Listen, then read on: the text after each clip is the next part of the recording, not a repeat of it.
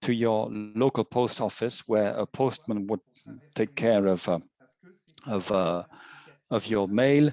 You have to walk longer before you find a local post office, and even postmen have to drive 4 miles and miles on end to deliver the post, because of the economic calculations that have been made by the company, which is a mistake, of course. The second problem lies with transport. La Poste opted for road transport 100%. Its sorting centers are now outside cities. Previously, we had sorting centers nearby stations, train stations, which was smart at the time. But now these centers have been externalized, or rather they left the inner cities, which led to other difficulties, traffic, road traffic, etc. That is just for postal mail. Packages are still taken care of from the inner city centers.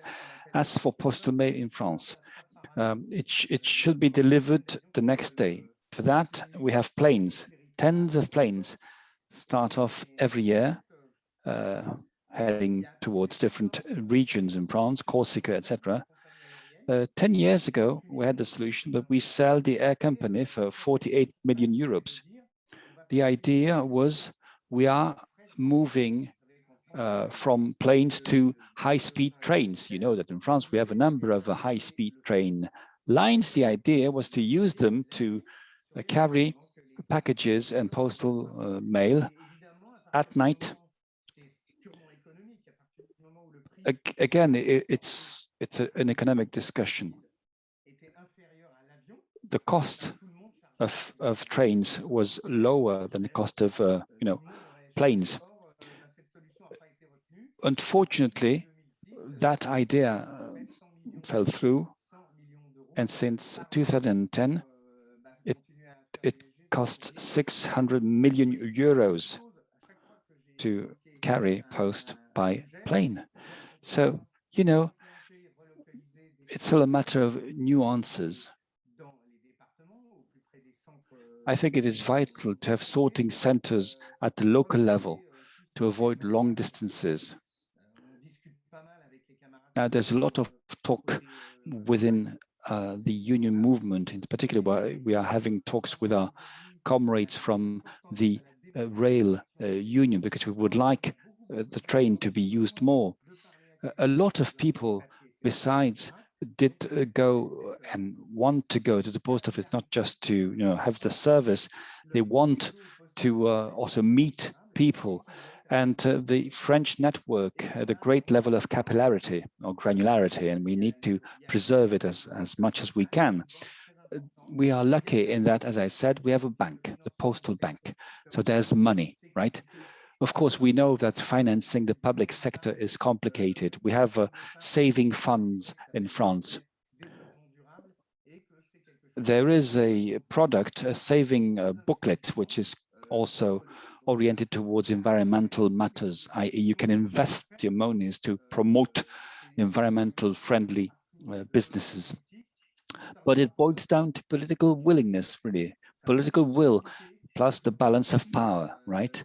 It's a bit complicated today to convey some messages across, especially to reach wage earners. But certainly, we find it easier to communicate with our comrades from the postal sector than with comrades from other sectors.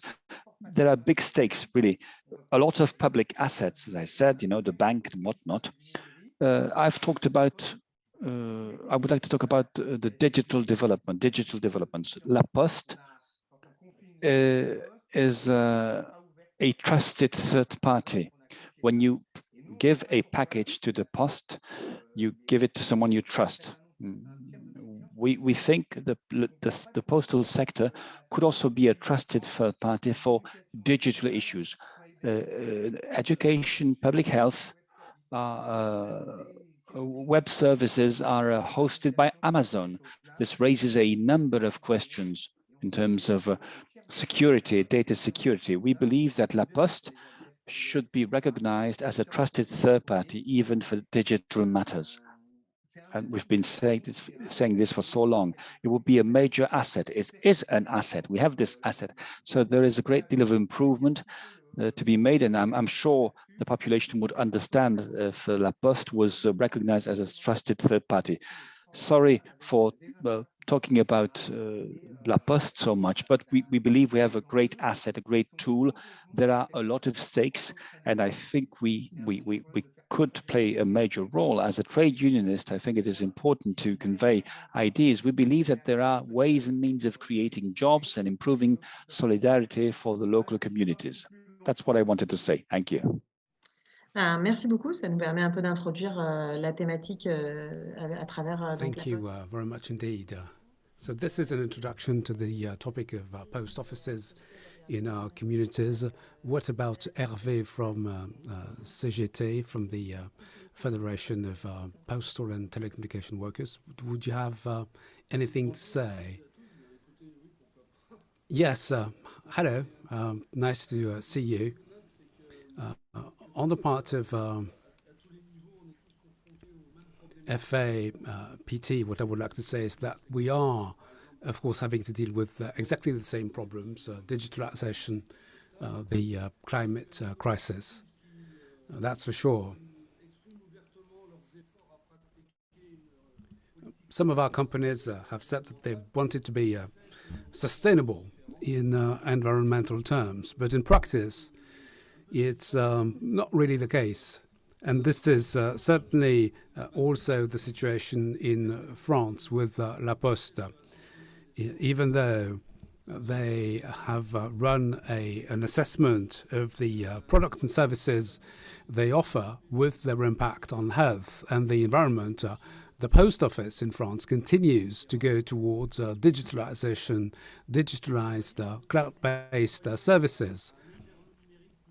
And they are pushing both workers and customers to use digital tools. But the assessment they made is that, contrary to popular belief, paper has less of an impact in terms of the ozone layer, in terms of the eutrophication of drinking water, on the acidification of oceans, and on the resources used than digital systems.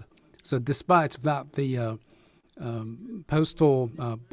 public post office company has continued to try and decommission paper-based mail in favor of cloud-based solutions. They are developing digitalization simply to have more profits. Of course, it has major consequences on employment, but also on working conditions, on the payrolls, on the governance systems. And that's the reason why, as far as the post office is concerned, there is quite a fight being led currently on those issues. And in France, but I guess it will also be the case in your countries, you receive unsolicited email, by a number of companies and advertisers. With the French government and a new law towards the improvement of resilience in systems and the fight against climate change, La Poste decided to set up a system to try and reduce the distribution in mailboxes of unsolicited mail, which has had dramatic consequences in terms of employment levels. It's minus 35,000 jobs, which this measure has resulted in. And of course, there are also negative consequences in related industries, including graphic designers, for instance. And that's the reason why we have taken up that fight with CGT for community-based services, which are universally accessible for everybody concerned wherever they live. And we need to continue the fight against the financialization and commoditization of our activities. And we need to put center stage the common good and fight against commoditization. Nicolas, a minute ago, mentioned the carbon footprint. Doing away with rail freight, there's going to be a workshop on goods transport, which is going to be extremely interesting. But unfortunately, given the fact that many services, many community-based services have disappeared, people have to drive longer distances in order to get their parcels and mail. In addition, they are confronted with increases in rents and no corresponding increase in wages. And of course, this makes things all more difficult. People are commuting longer distances.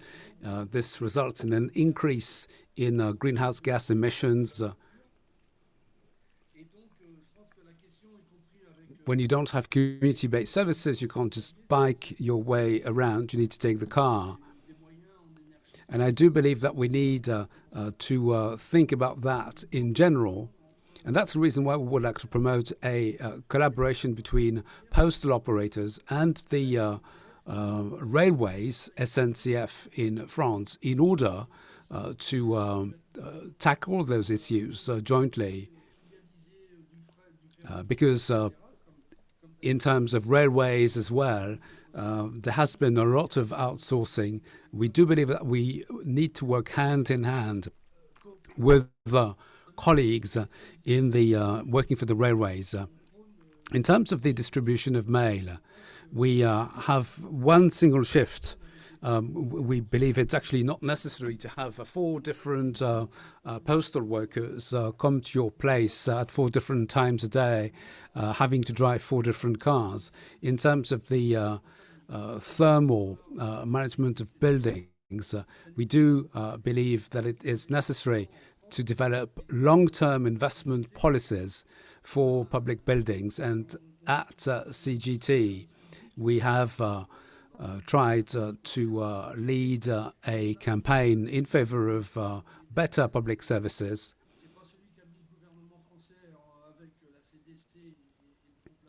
This is totally different from what the French government did with the CDC. Our campaign is about real public funding in order to reorganize the redistribution of wealth in the country and to prioritize public services. We also need to think about 5G with the big telecoms. The right to communication means is essential in our societies. What we can see is that companies are increasingly getting privatized. It is important, we believe, for some services to be owned by the public so as to guarantee universal services and a fair social and ecological transition, which makes all that sustainable for all citizens, and which is such that companies, instead of paying out dividends to their shareholders, actually plow the money back where it actually is going to make a real difference for the benefit of all. Thank you. Thank you very much indeed. As we can see, this is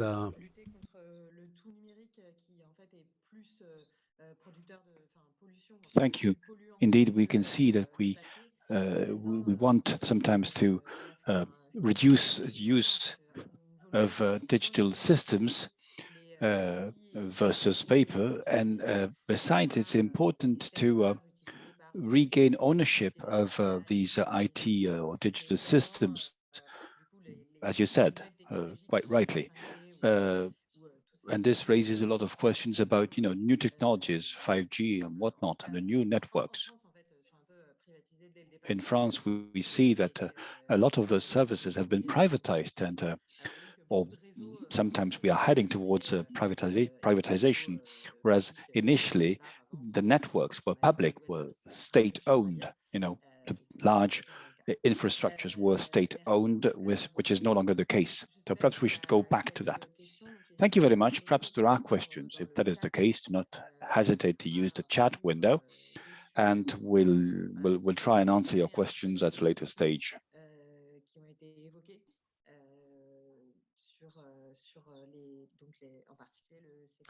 We will come back to the questions raised regarding the postal sector at a later stage. Now, moving on to the next point, Jean-Philippe Grenier from SUD-PTT is going to take the floor. He's based in Canada, and our comrades in Canada have initiated a big campaign involving the local communities or territories, as we call them.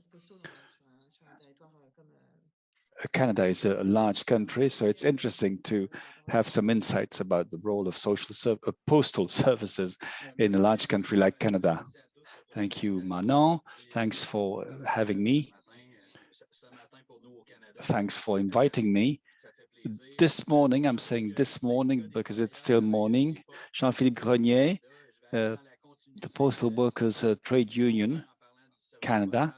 I will talk about postal services in Canada, and I will talk about a campaign we have conducted. But before I do that, let's go back in time so that we understand the context. At the beginning of the 1990s, there was a conservative government, and the idea it was to privatize all of the postal services, postal offices, post offices, to keep 14 offices in remote areas. Out of 6,000 post offices, they wanted to sell it all. It was a big issue during the 1994 campaign, and the new government protected the post offices. I'm saying this because it is important to understand our campaign, because our post offices are protected by a moratorium. Now, we're not fighting against their being closed down, but we fight so that the quality of services is preserved. In 2013, the conservative government, the same ruling party, decided to abolish home deliveries. They wanted to use machines, automatic delivery machines, which would have meant cutting 20% of our staff, a major impact, right? So we did campaign against that idea, and we won the day because the other political parties accepted it. And so the mandate of Post Canada was maintained, the clear division of what is public and what is private. We wanted to also offer a vision for developing our company. We rejected services that would have led to job cuts, but we also wanted to provide added services with interesting gains socially or environmentally. So in February 2016, we initiated a new project as part of the manifesto. The idea was to set up and create green jobs from one leap year to another during a 4-year period. So we started the campaign on the 29th of February 2015. Delivering Community Power was the name of the campaign. It was a double campaign, because what we wanted to do, we wanted to green our services to make our postal services greener, and we wanted La Poste to also have a clear community approach, to act more locally. Canada is a large country. There are long distances between the different municipalities. Population is scarce, it's not dense. So it's a huge spider web, as it were. We have now 3,600 post offices. They only sell postal services, packages, stamps, etc., envelopes, and we're also involved in collectors' coins, right? We looked around, we looked at the example of other postal services in France in particular, because La Poste was also an interesting point of comparison, because there is a bank, La Banque Postale. We also looked at other services, checking on the elderlies at home. For example, some postal services involve also becoming internet providers. I think in some countries you can ask the postman to mow your grass, right? So the different areas were really interesting. We looked at different areas to see what could apply to our territory, because we did not want to just do cut and paste. We tried to look at what was possible. Our employer is the state, so we wanted to diversify it. So when it comes to the environment, environmental matters, we have a fleet of cars, some 20,000 vehicles, with a fleet of 700 hybrid vehicles. So we wanted to do something about that, because we're still using old technologies for our vehicles, for our fleet. We want to green our fleet, and certainly there are ways and means. We have a number of companies in Quebec who actually produce semi-heavy vehicles that are adapted. In the US, for example, a huge contract has been signed with Amazon regarding 100,000 vehicles. So here, as I said, it was important to do something about our fleet, because we wanted to be lead by example. Now, we could also say a few, Phil, about the network for recharging vehicles, the different charging stations. Between Quebec and Windsor, there is a huge line alongside the Saint Laurent.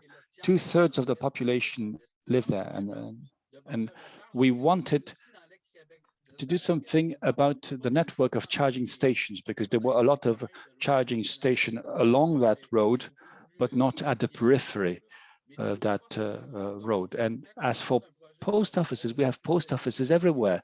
So the starting point was to have a greener vehicle fleet, electric vehicles. Therefore, we needed charging stations, a network of charging stations, so that we can charge our vehicles at night, for example, and perhaps make these charging stations available to the public at large during the day. It was a win-win operation. Besides, there was an added dimension, because post offices being protected by a moratorium, these offices can also become areas where other services, social services, can be offered. People need to have human contact. They need to go to the post office or to some point to get their pictures taken or to print pictures. Well, sometimes pharmacies are used for that. We wanted to use post offices to do that, because post offices need to be available for citizens. Canada being a large country, sometimes there are difficulties, but the asset we have is that we have a network of post offices everywhere. So we have premises. Perhaps we can make these premises available to citizens in rural areas. How about medicine in remote areas? Using video conferencing. Perhaps we can partner up with medical entities to offer these remote medical services to the population. So that was the idea, really. That was the campaign. We wanted to list all sorts of possible ideas so as to move the post office into the 21st century, a post office where all sorts of facilities and services could be offered. And Post Canada has a role to play, because really it's all about the social fabric. We need to offer services to cater for the needs of the local people, of the local communities, with a sense of responsibility for the environment, being a leader, to lead over the private sector and not just in terms of deliveries. So the project is delivering community power. We can see that things are changing. We've made representations to our employer. We've followed recommendations. We've organized many roundtables, and it seems to have an impact. I mean, there is an interest for some of the services, some of the potential services. So we need to campaign actively, and we need to support and help of the population. I know that I should be concluding. Thank you for that.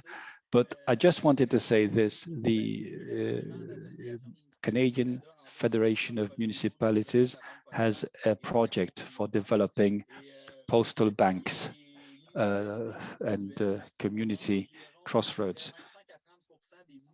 We have nearly 30% of Canadian municipalities that have adopted support motions. This covers 60 to 70% of the Canadian population. I mean, there is a lot of support from the community groups. We also work with Hydro-Quebec, the electricity generator in Quebec, or distributor in Quebec. So we have support from them. We have a lot of partners. And really, this campaign is gaining momentum. We're breaking new ground. We have a lot of support, and certainly this raises the pressure on politicians and decision makers, because we need them, of course, to implement this project for the benefit, for the good of all. Thank you. Thank you very much. Thank you. I think this campaign is inspiring. It shows how important it is to have this multi-service offer, as was said by France. Here, you're looking into new areas, because through your network of post offices, you could offer local services, other types of services, right? Probably, I would have a lot of questions, a lot of questions. How can we work with the different sectors in particular, and in particular with the different trade unions? Sometimes there are differences. Sometimes we have public companies or semi-public companies. So really, this raises a lot of questions.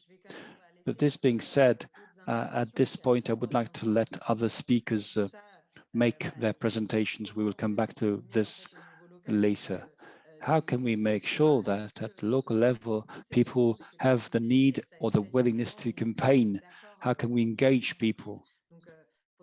You've said that you were making representations towards your managers, etc. But how can you organize a campaign at the local level with local committees and whatnot? Now, for these are some of the questions I was thinking of. Now we are going to move to another speaker, and of course, then we will have a question and answer session. Is Daria Ciario from PSI present? Are you there? Yes, I am. So you're in charge of workers, local and regional powers. I'm giving you the floor. I think your camera is off, but yes, I'm sorry about that. I cannot turn my camera on, I'd like to thank you for letting me take part in this roundtable. Congrats to the organizers. Indeed, I work for PSI, the Public Service International, which is the World Trade Union Federation of Workers working in public services, 30 million members, women and men, delivering public service on a daily basis, even in regional, at regional level in 154 countries. I'm taking the floor right after interesting, fascinating insights about postal services in France and in Canada. I would like to perhaps take a broader perspective and say something about public services at the local level and the role of postal services in transition. I'd like to start by saying that we need to go back to the local level to understand how transition can be conducted or managed. Our comrades have given the example. They've looked at their services. They've taken out the nuts and bolts of their services at the local level, thinking how can we reduce carbon emission whilst protecting employment. I think we should do that kind of analysis across the different services that actually operate, that are present at the local level. And these local communities should be looked at with that perspective in mind. The Secretary General of one of our members, the Union of Local Powers in Kenya, he said to me one day, you know, local authorities are the first form of governance of mankind. I thought it was a fascinating thing to say. It was an eye-opener for me. What does it mean? Let me share this with you. It means that at the local level, there are different services, water, sanitation, managing public space, energy, because there are a lot of energy needs, public transport, you name it, not to forget, not to mention communication, right? But health and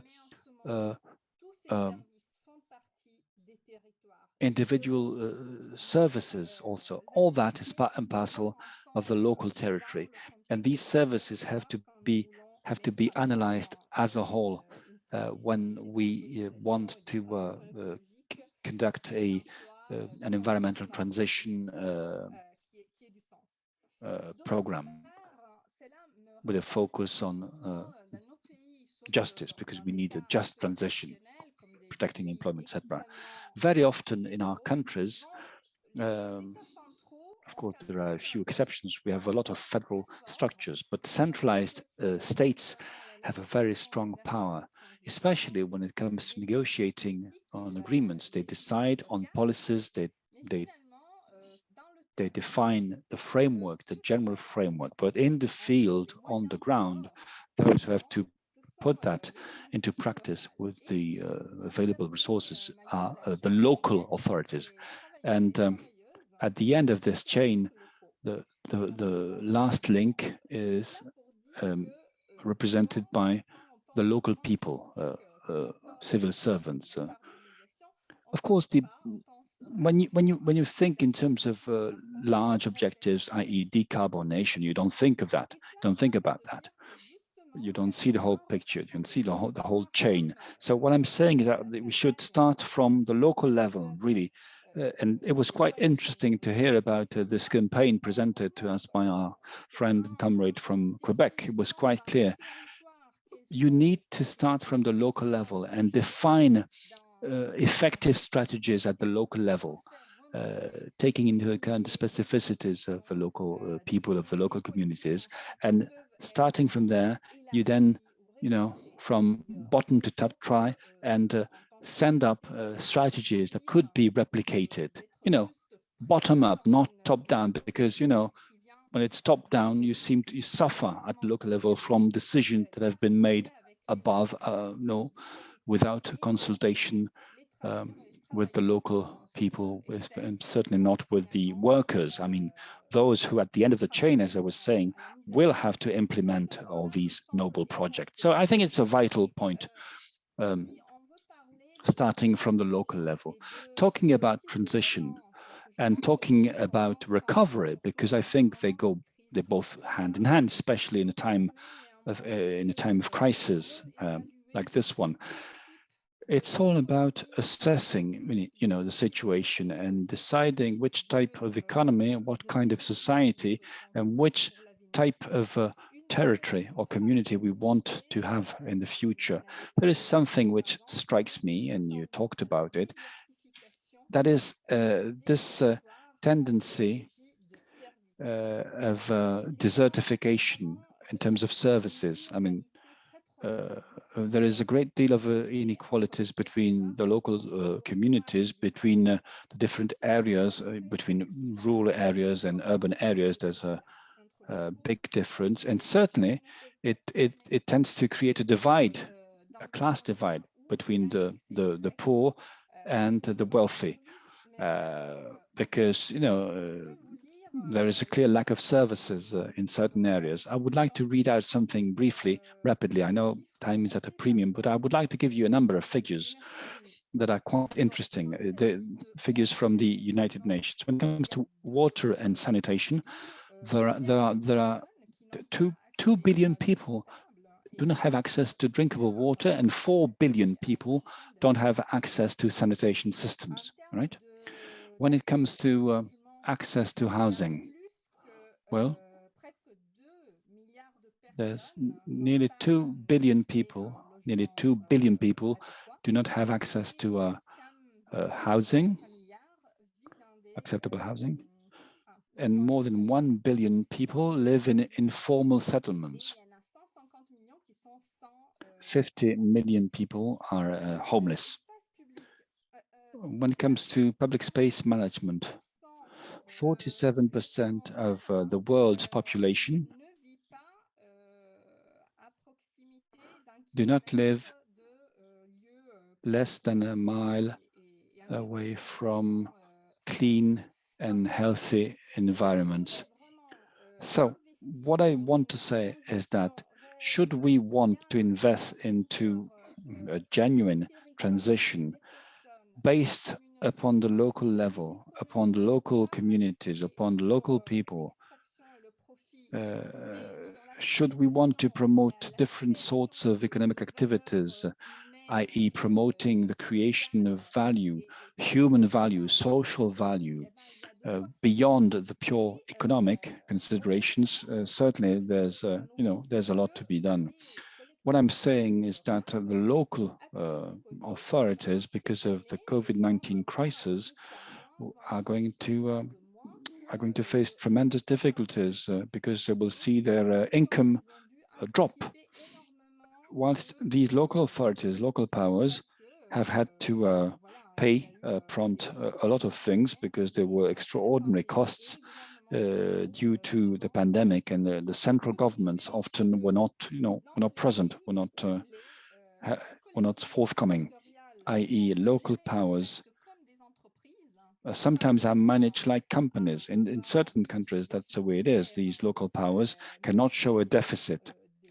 They cannot have a budget that shows a deficit, although they are public institutions. So therefore, they have to cut jobs at a time when public services are crucial. This means that I can conclude by looking at the notion of remunicipalization, i.e. making sure that the public hand takes back services that have been privatized, that were privatized in the past, or that have been given to private managers. So remunicipalization or municipalization, i.e. creating a new service that did not exist before, it is a useful and incontrovertible trend across the globe. I'm going to add a reference to public world database in the chat window where you have information about deprivatization of services, in particular of local services. I think it is crucial that as activists, as trade unionists, as allies, as elected progressive persons, that all of us, all the forces of progress, all those who are in favor of a different society, a different kind of economy that would not be extractivist, but that would provide public services what they are, a good, a public good, an essential good. I think all of these players, all of us should partner, should work together, and so should start a campaign on the theme of remunicipalization so as to make sure that services that have been privatized go back to the local level and to the local communities. To conclude, I'd like to say something about a trade union guide we produced last year with 50 examples analyzed through the lens of the trade union. I hope it will be inspiring for you, because I think it is important to engage, to conduct this campaign with the objective of decarbonation in mind, because you can, in that case, you can combine policies, make sure that you have different economic policies, and that you can do cross-subsidiarization, that you can actually fund profitable services like water services. You can use the income you generate because the service is profitable, and you can use that income to fund transport, say, in rural areas, so that people in rural areas can also enjoy their right to mobility. But that kind of cross-subsidiation cannot be done when some services have been privatized. This being said, that's what I wanted to say. It was the end of my first contribution. Thank you very much indeed, Daria, for this statement.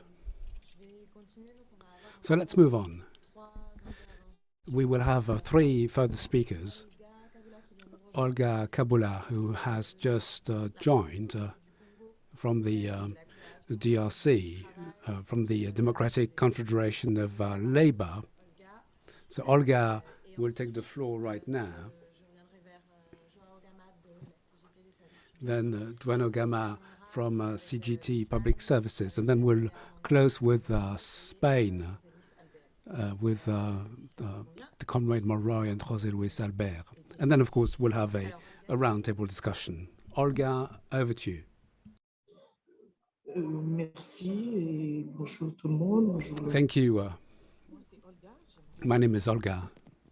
Je suis vice-présidente en charge du genre et de la jeunesse à la Confédération démocratique. I am in charge of the youth movement with CDT-C. I'm also the chairwoman of the Global Union Industrial Federation with mine workers, steel workers, and chemical workers.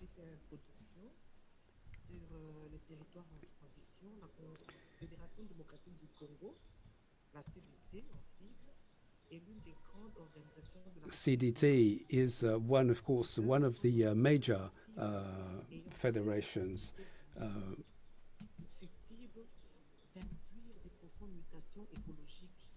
We are thinking about the consequences of climate change, and especially global warming, whose consequences are inescapable and which has affected all sectors of industry and which is still amplifying today.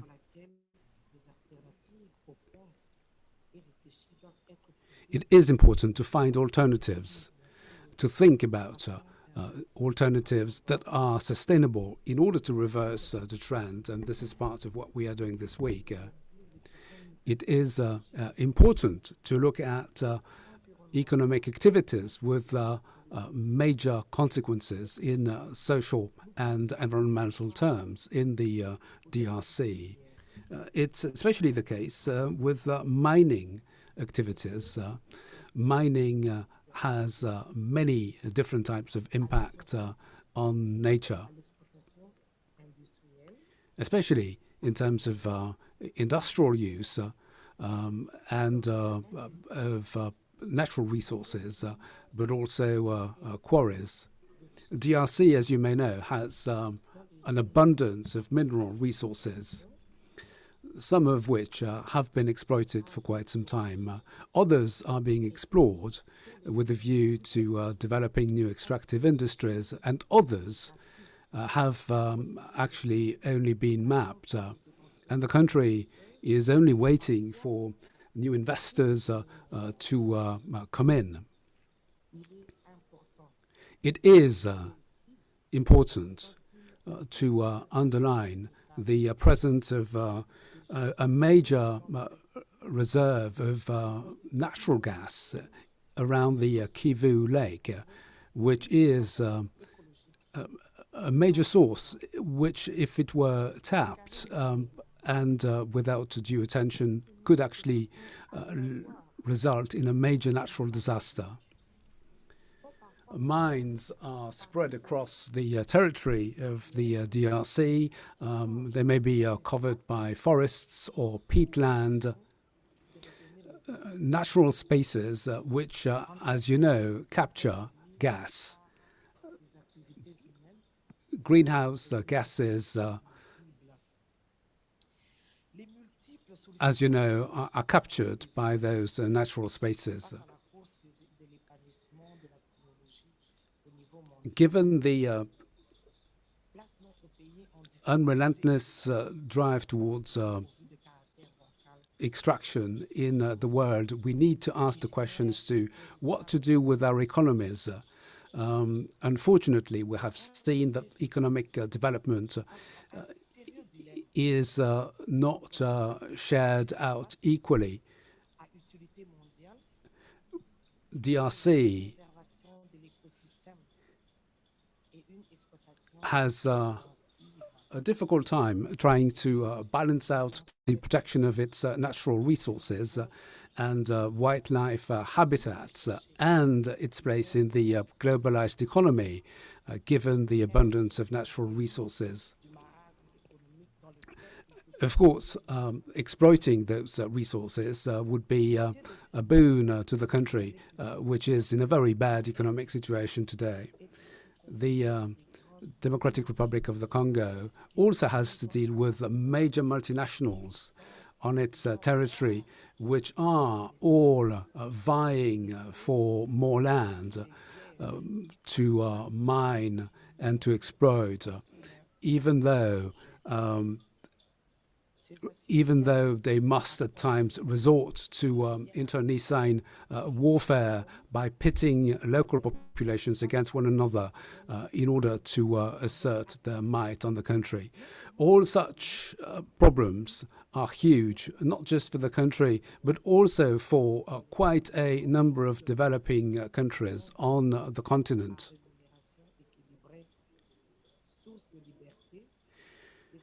The objective, of course, is a decent remuneration and decent working conditions for all. We believe that it was important for us to be able to come in this forum in order to try and identify alternatives for new development models, given the very many challenges we face in the country, especially because of climate change, whose immediate impacts are being felt on a daily basis. So we very much look forward to participating actively in the meeting. Thank you very much indeed, Olga, from the Democratic Confederation of Labour. It's interesting to see. It's interesting to see how populations are being impacted, natural resources are being exploited.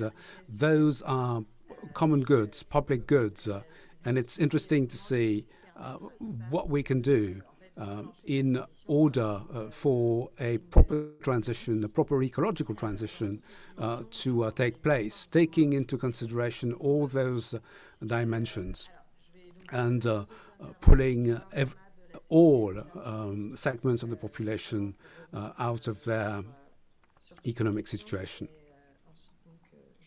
So let's move on to the next speaker. Yes, thank you very much. My name is Joao Gama from CGT, Public Services in France. My federation has members in local and regional public offices, about 2 million workers in France, and so basically they work in public services, but in the local areas, community-based services, they tend to be closest to the population, where the population interacts on a daily basis with those workers, which is interesting indeed. And as Doria was saying, regional and local authorities are actually an interesting level of governance. As far as France is concerned, those local and regional authorities have received a set of powers, for instance, energy distribution, for instance, street lighting, but also housing policies, affordable housing, sustainable housing, renovation, especially the thermal management of buildings, but also public transport, local transport, of course. That's part of what local and regional authorities need to do. They are also very much in charge of water distribution, water sanitation, waste management, all those issues which are very close to our heart.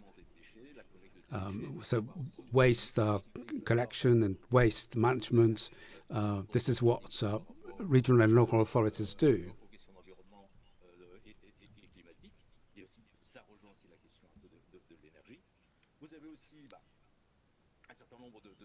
You also have other competences, such as, for instance, the management of natural areas, which are essential for the preservation of biodiversity. So the management of public land at local level is done by those authorities.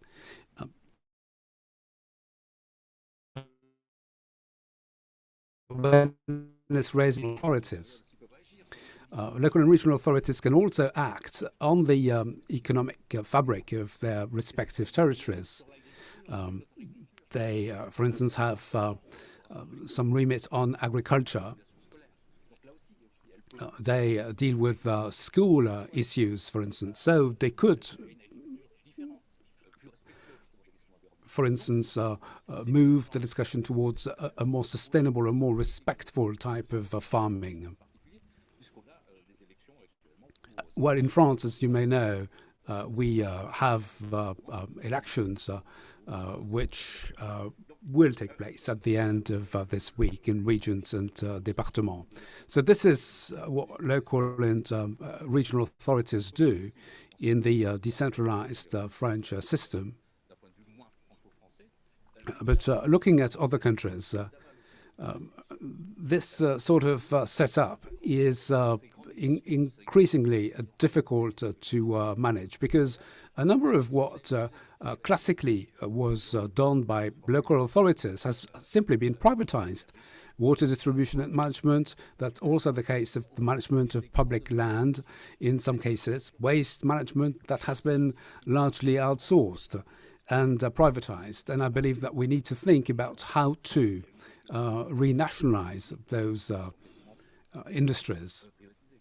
Public transport in France, with almost no exception, has been outsourced to private companies. Regional authorities are still competent today in terms of regional railways, but there again, there are attempts at privatization. In terms of waste management in the majority of cities, the collection of rubbish and waste management has been privatized to big companies under quite a number of outsourcing contracts. So what we believe we must do is fight against such outsourcing so that public decisions are taken so that the workers can actually control what's being done. It is important for those authorities to practice oversight on those missions. It would be important for citizens to get involved in whatever decisions are taken for those utilities. So we have led the fight.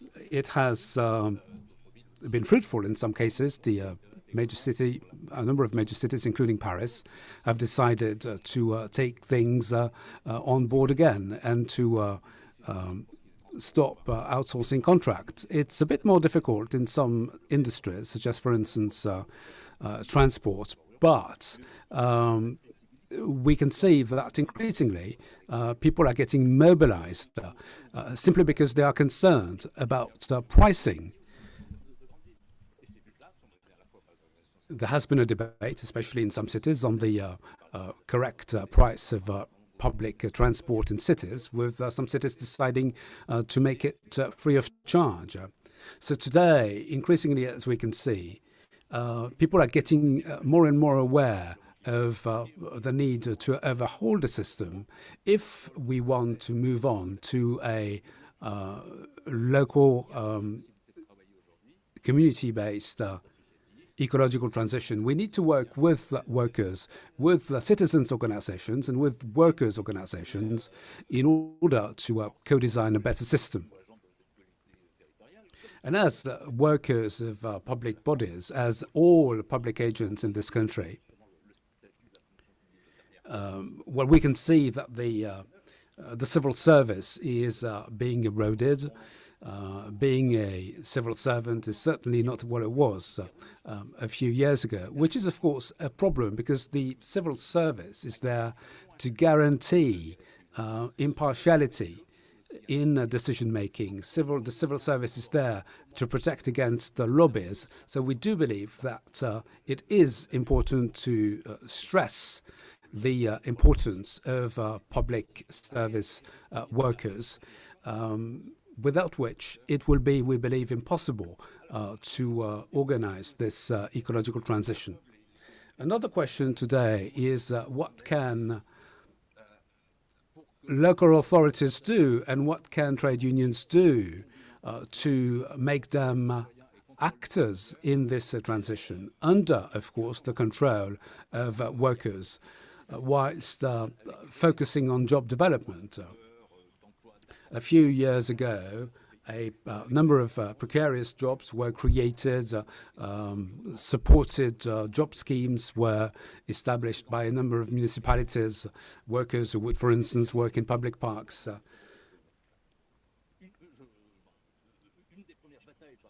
One of the very first fights of our Federation of our Trade Union was actually to fight for the preservation of those new jobs. But unfortunately, those jobs were very much precarious. There were hundreds of workers who could afterwards be integrated into the regular workforce and continue to do whatever they were doing for sustainable housing, for better waste management, for waste recycling, and so on and so forth. So those were useful jobs, and they could actually be integrated into the regular workforce. In some regions, we have advisory bodies with worker representatives, with employers, and with citizens' associations. But this doesn't go far enough. We need to give more weight to the representatives of workers in those bodies. Also, of course, in terms of job creation, what we need to do is try and see whatever we can to create new jobs, new sustainable jobs. In terms of waste management or water management or land use planning, transport planning, what about new forms of non-polluting transport? we also need to look at the concentration of means of production. Unfortunately, we see a number of industries relocating in industrial areas, which of course is depriving communities of the job pool. Unfortunately, we also see in the country that public services are simply being decommissioned and re-centralized elsewhere. This is what I wanted to tell you in short. Thank you very much. Now we are going to listen to two comrades from UGT Spain, Alira Monoroy and Luis Samberi. Are you there? Are they present? Would they like to say something? Good afternoon, everyone. As the colleague said, we will share this intervention between my colleague José Luis and myself. Thank you very much for your work and for the organization of this trade union forum. We all share our experiences and perspectives depending where we are. I'd like to start talking about three impacts that are very important in Spain and more specifically in the region where we are, the autonomous community of Asturias, the impact of this green transition that is the subject today. That green transition affects the closure of the coal mining, also the energy plants, and the green and social transition have a big impact in the industry in Asturias. This region is an industrial region and there are more than 50,000 jobs that depend on that industry. I'd like to underline a very important aspect. For us, it's the key of everything, and that is the social dialogue. That dialogue between businesses, trade union, and government is the key to reach agreements and to implement solutions.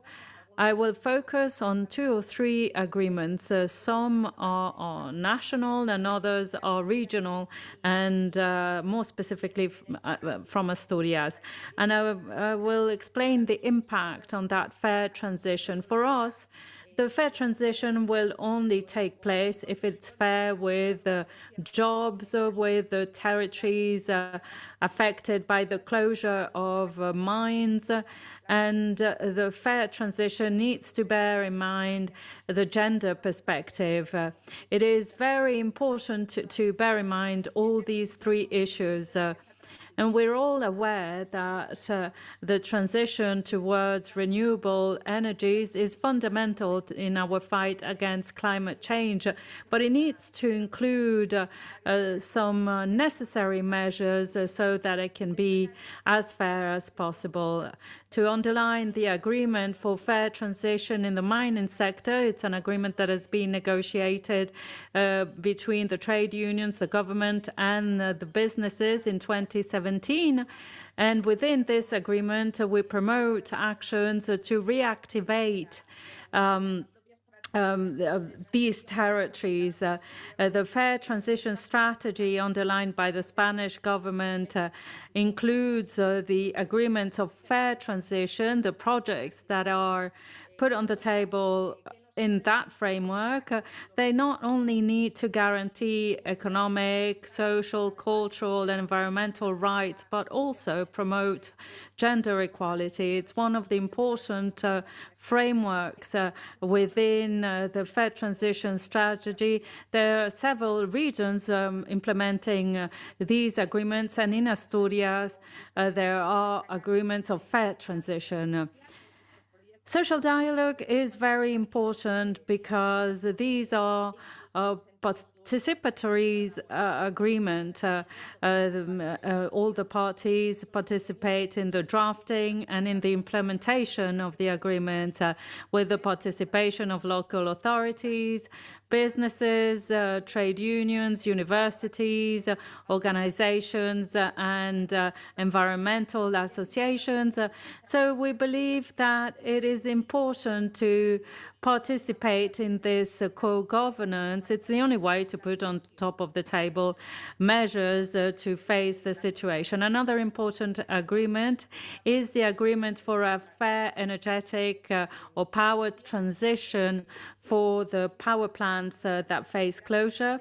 The priority of this agreement is to accompany that transition and the reactivation of the economy in the area.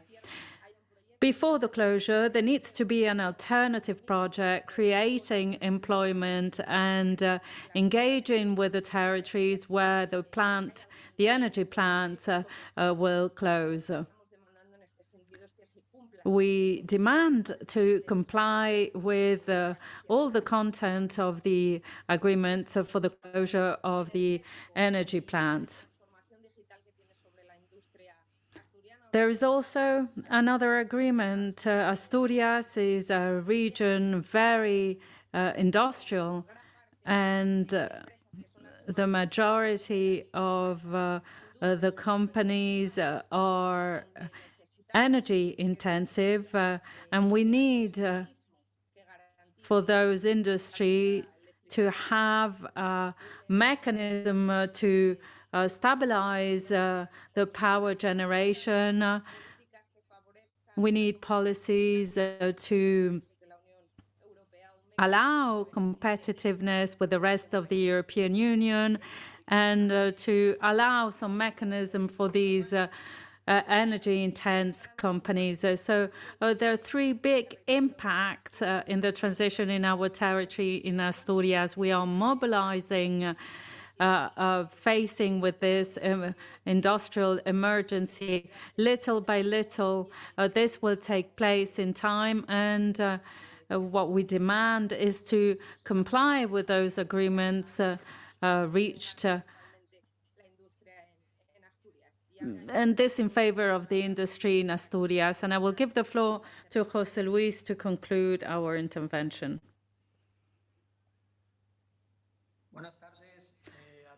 Good afternoon.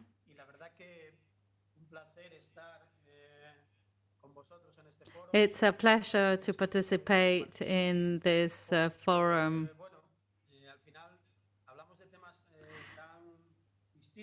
At the end, we're talking about different issues, postal services, mining, energy. I represent the energy and mining sector in an autonomous community like Asturias in the north of Spain with 1 million inhabitants. And we should focus on what unites us. If we look at the G7 summit of the most powerful countries, well, they were able to underline what unites them, what makes them stronger. And with these forums and debates, that's what we're doing. All the energy transition, green transition, fair transition, the change in the social model that we are tackling needs the participation of workers. Daria mentioned it. Without the participation of workers, this won't go on. And as representatives of those workers, we need to underline our strength. And our strength is the capacity to reach agreements, and also when those agreements are signed to monitor their compliance. We've had two important agreements, one because of the closure of mines, and the other one is the coal power generation, not because the European Union asked for it, but just for the trend that we are facing. And the first thing that we saw when faced with that responsibility as trade unions and workers' representatives is that the Spanish government is not compliant with those agreements, with those two agreements. And what we see is that at a time where temperatures are rising, we are now with more than 30 degrees currently. So we need energy for air conditioning and for other issues in the production process. The price of the energy is increasing because the European Union doesn't have a clear and common policy. They say they have it, but they don't have it. And they send very unclear signs for Poland and Germany. They continue to allow coal power generation. In Spain, they asked for the closure. Therefore, there is a negative influence on the price. There's a discrimination on the price, and that affects workers and production processes. Therefore, I'm sure that we have an important role as workers' representatives to be everywhere and to echo the voice of workers. You've said it before. Mining can be a problem in a specific territory, in a specific country. Well, that voice that should be common should be heard in the framework of a dialogue.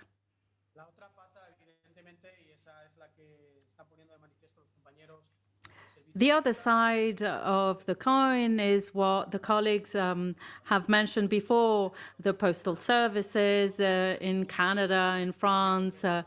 I discovered during these days what it means to have an extensive territory in our region. In an hour and a half, you cross the region. So when you hear about Canada with kilometers and kilometers of territory, and as I said, the other side is the green and social transition. Society has a role to play, not only the workers. Society needs to participate because what will be agreed is for the society. They've closed coal mines, and I continue to live here. I want an alternative. I want a project which generates employment. I want this alternative action after having taken all what we had. We've had coal power generation with chimneys, and back then, 70 years ago, there weren't any environmental measures like the ones we have today. We've had to face that. We've had it at our doors. My parents and my grandparents, all that has damaged the territory.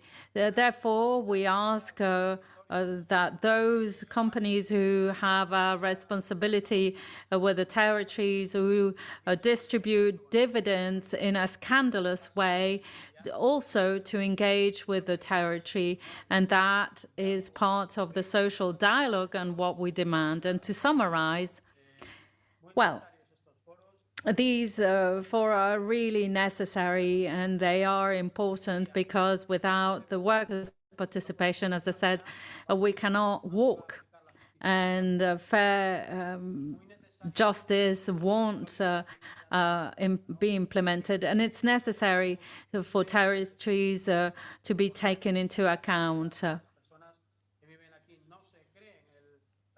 Those who live here do not believe in those social policies because they don't see anything that allows them to say, okay, we are on the right track. We all want a healthier environment and a more sustainable environment. But firstly, we want to be able to live and to work. And as I said, thank you very much for counting on us and for giving me the floor to explain the reality here and to put things in common. Now that in Spain, fascism is trying to win, it's important to fight against it, and it's a pleasure to be here, and I will answer any questions you might have. Alors, merci beaucoup pour ces interventions. Alors, donc Thank you very much indeed for your statements. I have seen one raised hand in the public amongst the attendees, and I will ask the host of the meeting to make sure that we can listen to that comrade on the floor. If you have any further questions, maybe you can write them down in the chat. But if you want to take the floor during the meetings, use the raise hand function. We will pick up your name, and then we need to accept you as either a panelist or open your mic. I don't know if it works now. Alors, sinon, est-ce que Marianne peut poser sa question peut-être à l'écrit, le temps qu'on arrive à lui donner l'accès à l'oral? Alors moi, je vais attendre que ça, je vais voir si ça se résout. Sinon, j'aurais plusieurs questions. Je trouve ça très intéressant parce qu'on a croisé pas mal. I had a number of questions of my own. This has been extremely interesting because we looked at quite a number of issues, but also we discussed existing campaigns, and we know that the issues are issues in a number of major companies, including, for instance, for France and Canada, the postal service that used to be a true public service. And Spain has described a number of different agreements. So again, when talking about community-based services and transition, we have to deal with quite a number of very different stakeholders. And I wanted to go around the various panel members to see whether you have managed, for your part, to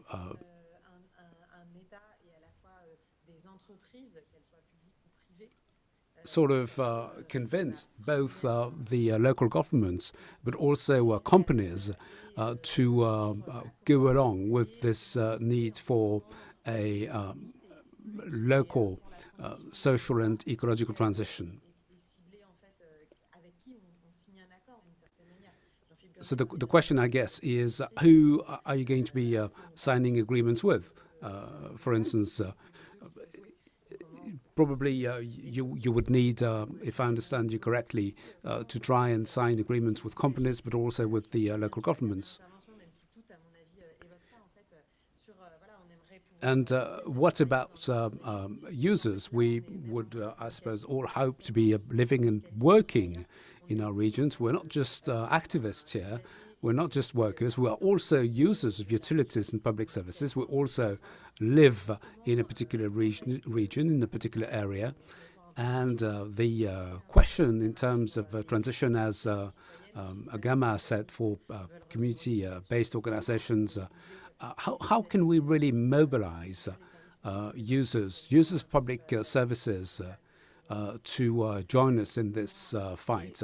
For instance, users of the postal service or users of public transport services. Nicolas was saying that it may be difficult to fully mobilize workers on those questions of transition. But my question is, why is it so difficult today to still mobilize workers, and what can we do to mobilize both workers and users in terms of outreach, for instance? So I guess many of you would like to come in. Yes, well, to answer that question, that's not easy. That's really not easy, because in the end, what we see is that we all have, in the end, different interests, obviously. But as far as our experience is concerned, well, we do see that part of our territory, part of our community, and I'm talking here about the autonomous community, so a region in Spain. To be honest, that's where you need to start mobilizing people. Now, of course, we're talking here about the mining industry, about the energy industry. Now, of course, those territories where there is this kind of activity, in a way, they are really condemned to do just that. For instance, if in a part of the region they're just doing mining, or they're just mining coal, they just do that. They don't have any kind of alternative, so to speak. And so the way territories and municipalities are going to go forward is by dealing with this issue of really leaving the territory behind, of just leaving the territory because there is no alternative in terms of jobs, for instance. So the state has to be indeed the guarantor of programs that will allow us to have, for instance, alternative solutions being implemented in those territories. You know, it's easy to mobilize the users or the citizens.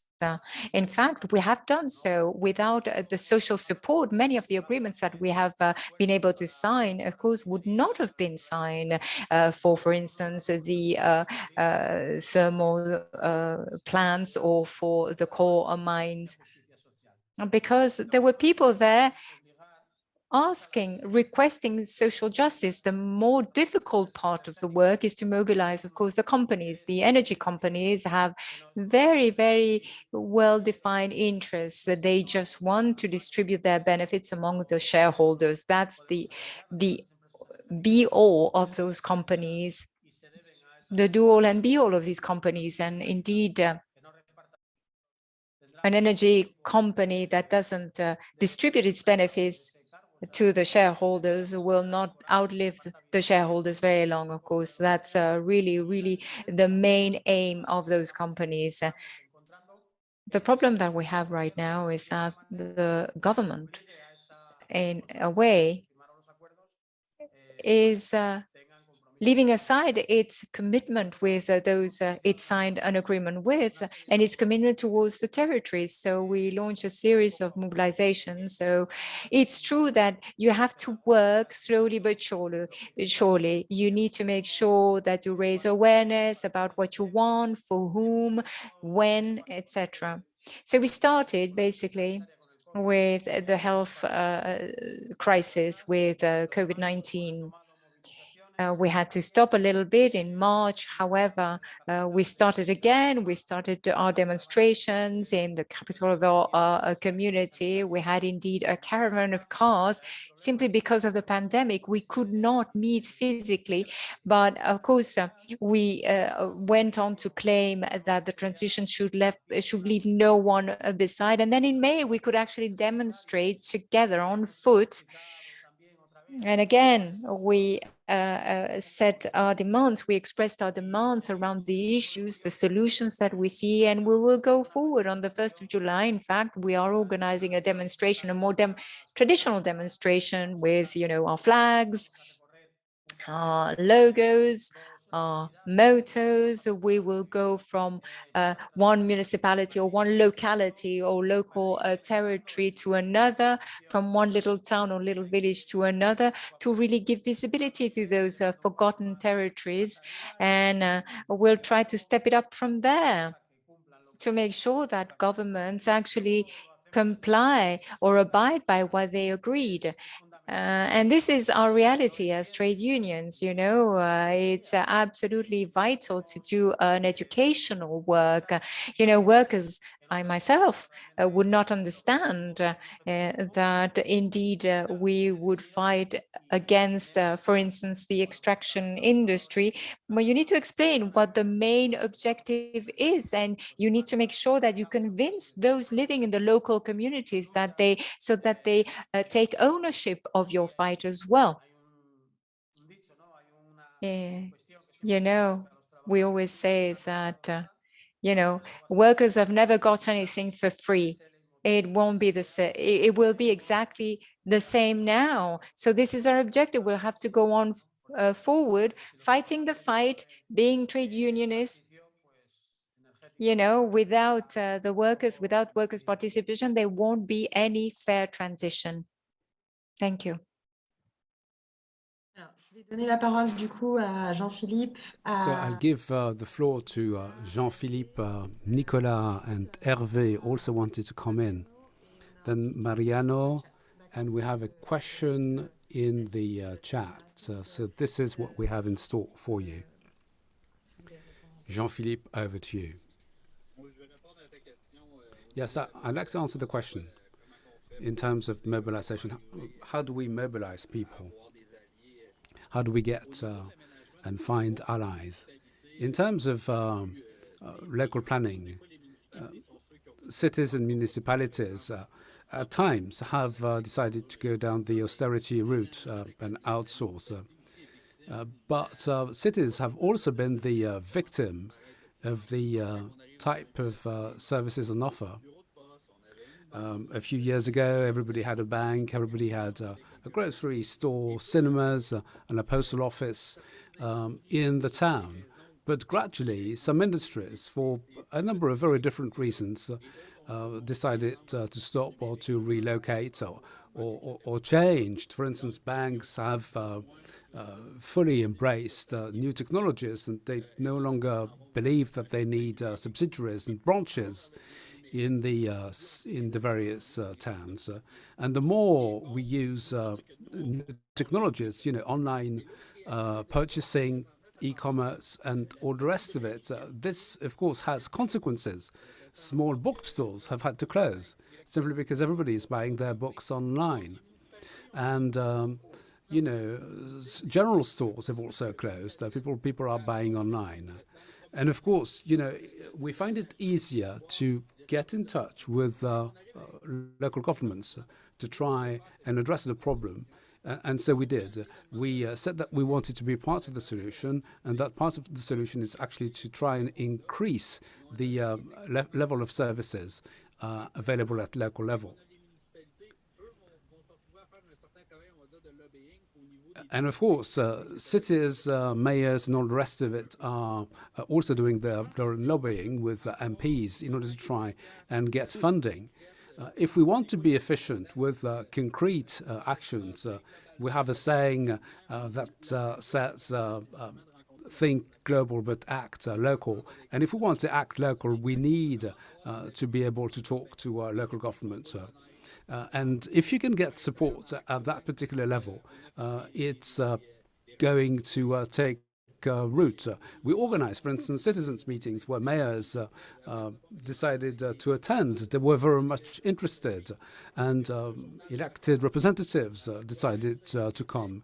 And then, of course, the local newspaper saw that it created such a buzz that it, of course, had to give us some nice coverage. And this developed on that basis.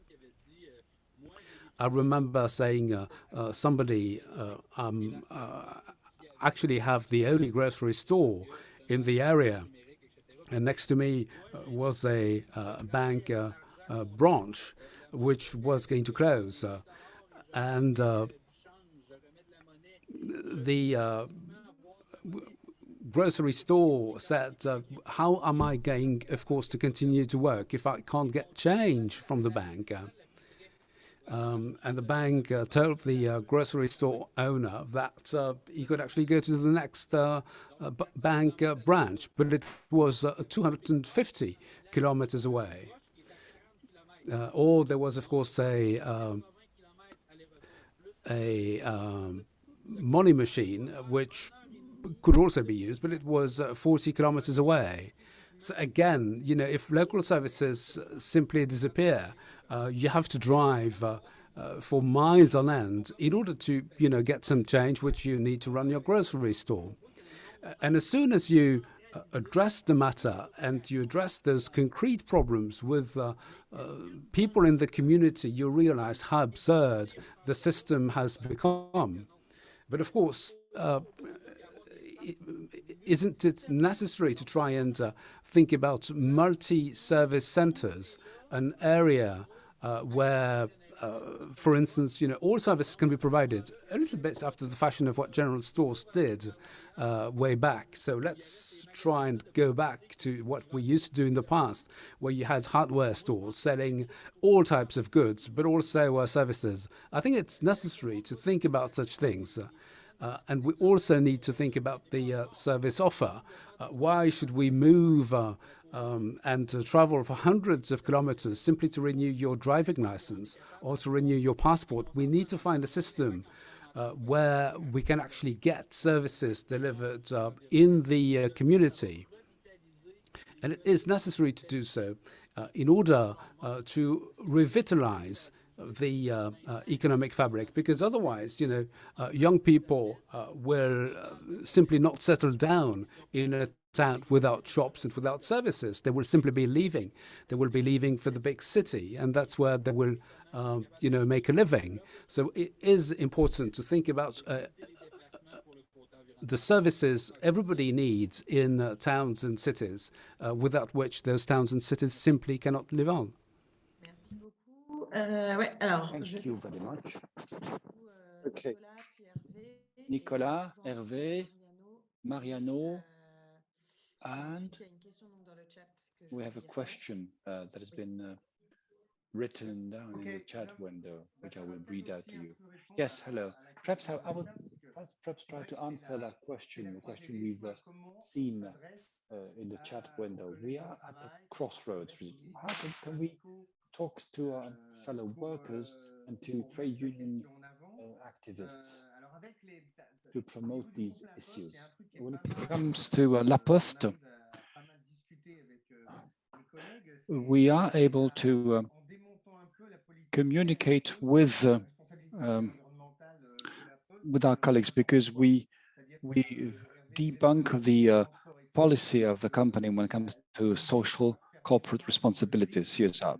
A number of sorting centers have been shut down, and therefore the consumption of CO2 by the post has doubled, whereas we carry half as much as mail, oddly enough. So we need to do that, to provide information, to educate, to do training. As for the question written in the chat, it's quite interesting. We had a number of meetings with Solidaire last week with Union Syndicale Solidaire, and a comrade from BASF, a huge chemical company here in Guan. They produce horrendous stuff, supranil and things that are banned in Europe, but they export it to Brazil, so we don't feel good about it. But he said last year we had 10 millions in terms of profit sharing. We earned 10 million euros because, of course, it's a good company. They export pollutants to Brazil, and there you go, 10 million euros for you in terms of profit sharing, benefit sharing. So how can you, communicate with these workers, the workers who are in that situation, when you want to convince them that it's time to work differently? We had a campaign, 1 million climate jobs a few years ago. There is also another issue, the transition wage. I mean, of course, you cannot from one day to the next switch to producing environmental friendly products. So it's all about credibility, really, really. This morning I could not attend the plenary session. I think Philippe Martinez took the floor. He talked about an initiative which is called Never Again. It's a French initiative. It's quite nice, i.e. trade unions and associations like Greenpeace and Attack, civil society organizations work hand in hand and defend proposals that have been made by economists and environmentalists, experts as well. We see that things are on the move, things are changing, and but we as trade unionists have to raise awareness, really. And besides, we have many difficulties in terms of employment, in terms of wages, in terms of rights. trade union rights. Of course, environmental issues come after that, which is a pity, but we go for it, really. Hervé, would you like to say something? And then I will give the floor to Mariano. Yes, thank you very much indeed. How do we mobilize users and get them to fight for the defense of public services? As far as the post office is concerned, we have quite a number of actions with local representatives, mayors, workers working in those services, but also users. We had, for instance, meetings with upwards of 300 people in some municipalities in Brittany. And of course, don't forget that COVID had a role to play. Many people today are yearning for a better life and better conditions in the country as opposed to living in the big cities. And of course, it raises a number of questions, because how are we going to provide services to those new settlers in the countryside, for instance, having just left the big city? We had an initiative with CGT on this, with a number of stakeholders. And of course, you need to provide employment where people live. Universities need to be present also across the territory. It is important if we want to keep healthy communities.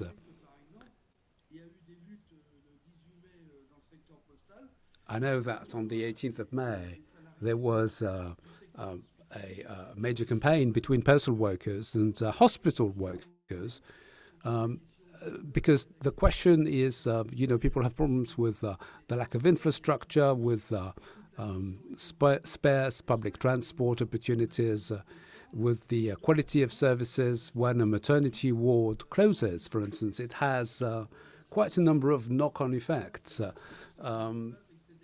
simply because, services are being lost in a given community. I believe that political choices need to be made in order to try and see how we can better answer the needs of local communities. We need to preserve jobs locally and provide guarantees in terms of public services for all. We, for instance, had a major campaign against the closing of a number of branches. For instance, the big telcos decided to close a number of shops simply because they believe that everybody could actually buy what they need online. We don't agree with that. And as far as the question in the chat is concerned, I believe that we need to articulate the debate. It's not just a question of being against or for. It is important to understand the broad societal issues and to try and formulate convincing alternative proposals, taking into consideration employment, the well-being at work, but also vibrant communities. Those are essential questions today. Investments will be necessary. It is necessary to identify needs. We've got local unions, we've got local associations, and we need to work with workers across industries, because we all have a common interest. Mais tout en prenant en compte aujourd'hui le critère de l'écologie. It is, of course, important to do so, whilst bearing in mind the need for a fair and equitable transition. Thank you very much. Mariano wanted to say something. Good afternoon. Can you hear me? My name is Mariano Sanz. I'm the Confederal Secretary for Environment and Mobility from Comisiones Obreras, and I would like to make some nuances regarding the green transition. And I might differ from the approach of Comisiones Obreras. The mines haven't closed due to an ecological issue, but it's an economic issue. The state didn't want to give money to the mines because they weren't profitable. There's a decree of 2012 stating that they wouldn't receive more money. And the plan, which finished on 2018, stated clearly this fact. The power plants could have capacity for the coal that you might generate. But besides this, I would like to make some nuances. The fair transition processes are different to those of coal reconversion. The first process of coal reconversion is of the 60s, and the last one in 12.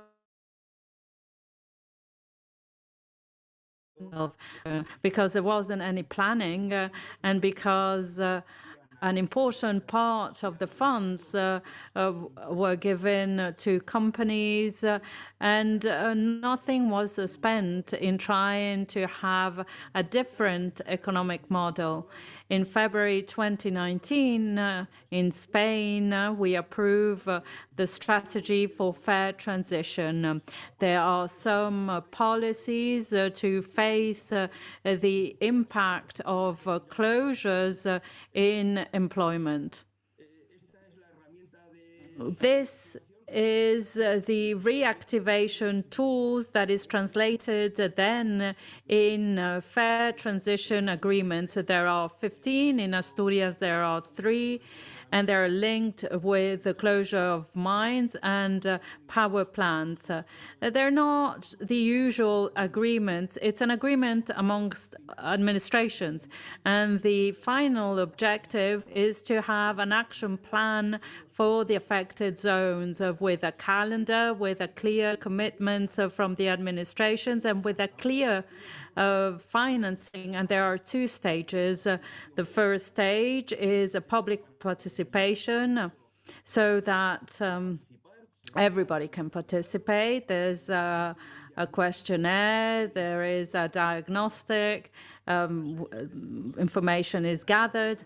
And after this process, the administration establishes the projects that will be financed, those which will be supported in accordance with the objectives. And the objectives cannot be only economic objectives, they need to be social and ecological. The entity that has been created is called the Spanish Body for the Fair Transition. There are 2 parts. There's a department, a financing department, another department that assesses the project. And there is also a procedure of coordination amongst the ministries. This wouldn't have been possible if there wasn't an agreement for coal and for power plants. It's true that we are in a transition moment, but Comisiones Obreras bets for this project. Many of those agreements should have led to action plans.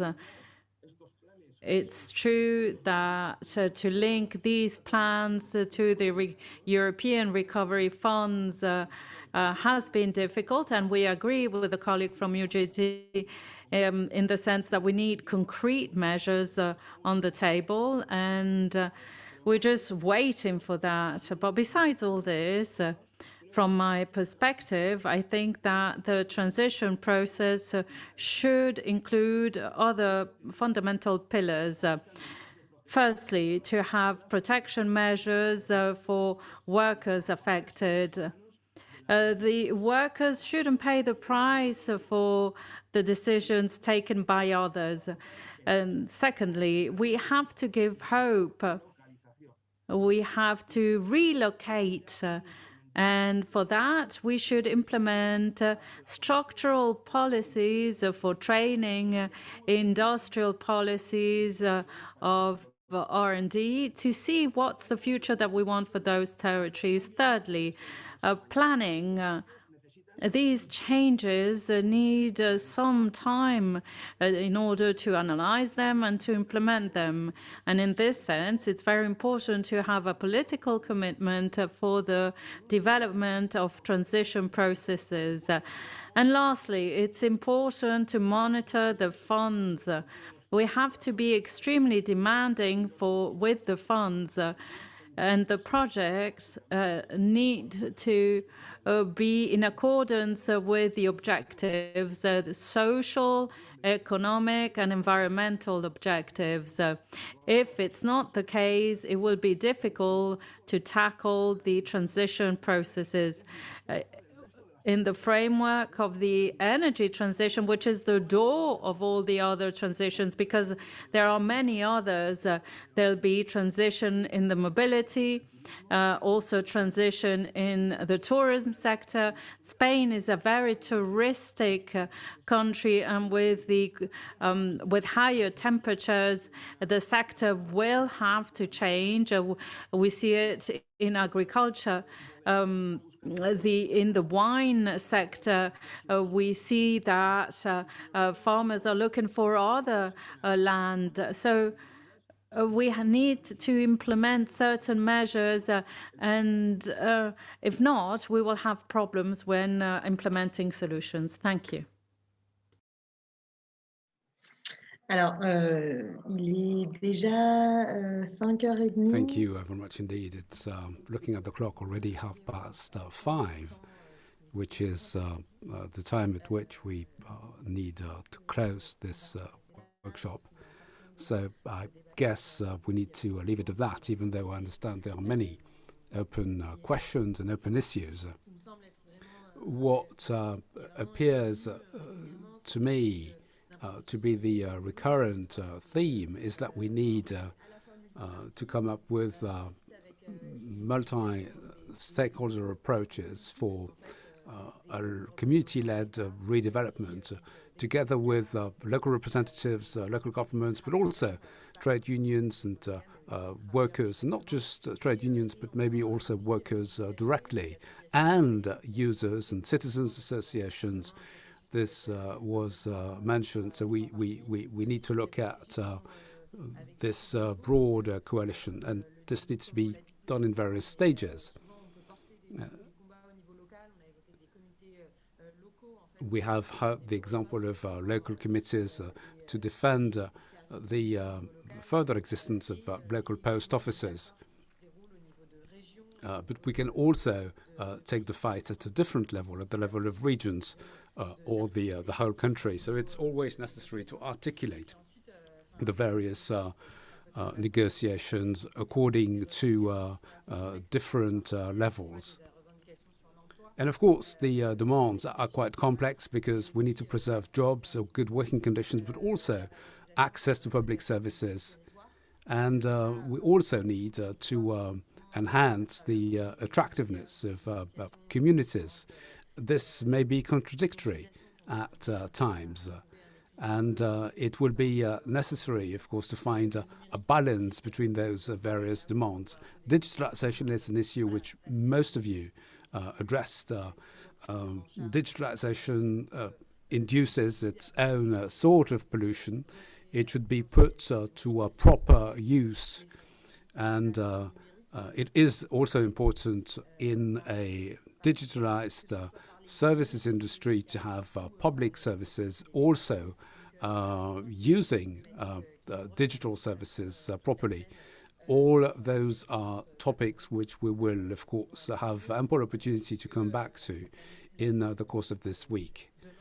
Because tomorrow already, we will have 4 workshops, one on reorientation and industrial redevelopment. We will come back to this tension between working conditions and jobs. We will look at the environment in daily trade union business.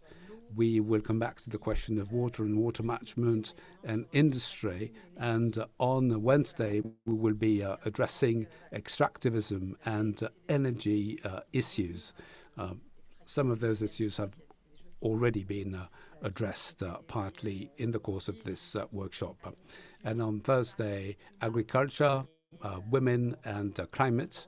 And we have 3 further roundtable discussions on Friday, which are more action-related, international mobilization coalitions and alliances. So we will be looking at what can be done to address the current situation. Thank you very much for attending this meeting. Thank you to all panel members. Thanks to all of you attending this meeting, and thank you also to the interpreters who have accompanied us for this roundtable discussion. And thank you also to the organizers. Have a nice evening and see you soon. Bye-bye. Con acento argentino, además. Muy bien. Española, muy bien, muy bien. Sí, los Sí, sí, bien. Ya me parecía a mí. Muy bien, un aplauso. Un abrazo.